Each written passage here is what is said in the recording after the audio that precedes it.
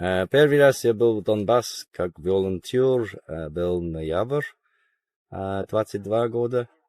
Это был интересный трип. Я являюсь командиром взвода батареи БПЛА-перехватчиков зенитно-ракетного артиллерийского дивизиона 61-й бригады морской пехоты, мой позывной «Вятич». Здесь у нас на учебной точке готовятся расчеты для выполнения боевых задач на передовой. В данный момент сейчас готовим 2 расчета, которые уже вот отправятся на передовую. Now we're just training, but yeah, the next task, I think very shortly. We've been here 1 month already. Soon we'll then be deployed. Прошли, все сами ручками прощупали. Сейчас передаем уже накопленный опыт новому поколению. Обучаем расчеты противодействия. Это как раз таки тот случай, когда война дронов, когда дрон противодействует дрону. What is their attitude to special military operation, the service? I actually spoke to my father 1 month before the SVO. So I was in England in early February for a work trip.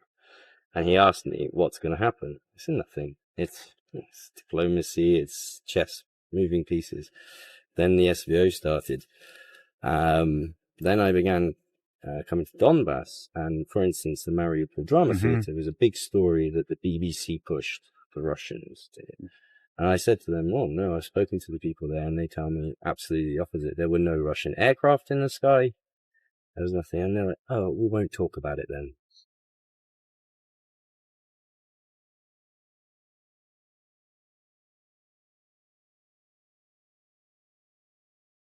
My father was born in 1945, and the BBC was the voice, and that's never changed, and they're that indoctrinated. So rather than talk about anything, President Putin, politics, even the problems in England,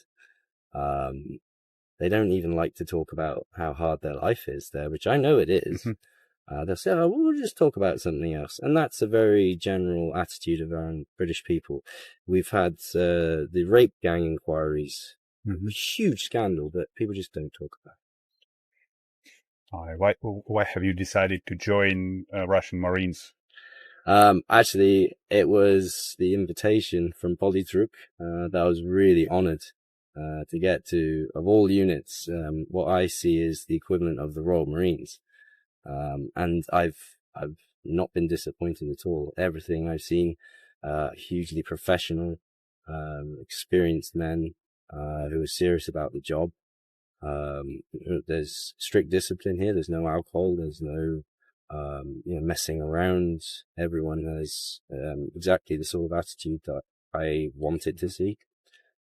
So it's not so much I decided. I was very lucky and honored to be invited to join the 61st. Are you proud of service in this regiment? Not regiment. Yeah, regiment or brigade. Brigade, yes. Yeah, very proud indeed. I'd say proud to be invited here, but also I'm very touched by how I'm treated. It'd be understandable if people were very suspicious of me, even some level of hatred. Of course, I represent the enemy, and they are the enemy who are supplying weapons, and have caused a lot of suffering and pain for the Russian people. But quite the opposite. I'm treated like a superstar. My call sign is Tommy, and they like to joke. Tommy? Tommy, yeah. Like a British soldier. Correct. Well done. You got it first. Most people say Thomas Shelby or Tommy Gunn against Nazis. No, really? I chose it because it was the traditional name of the British soldier. But I've not done anything against the UK. I've witnessed the UK even try and kill me. I've seen storm shadows at Lugansk. I've been under shelling from Ukrainian forces. In fact, I think even a Javelin missile was fired at a vehicle when I was on the front lines at Solidar. So England's nearly killed me a few times. So I haven't done anything against the British. Russia hasn't done anything against England. Yet still I'm called a traitor somehow.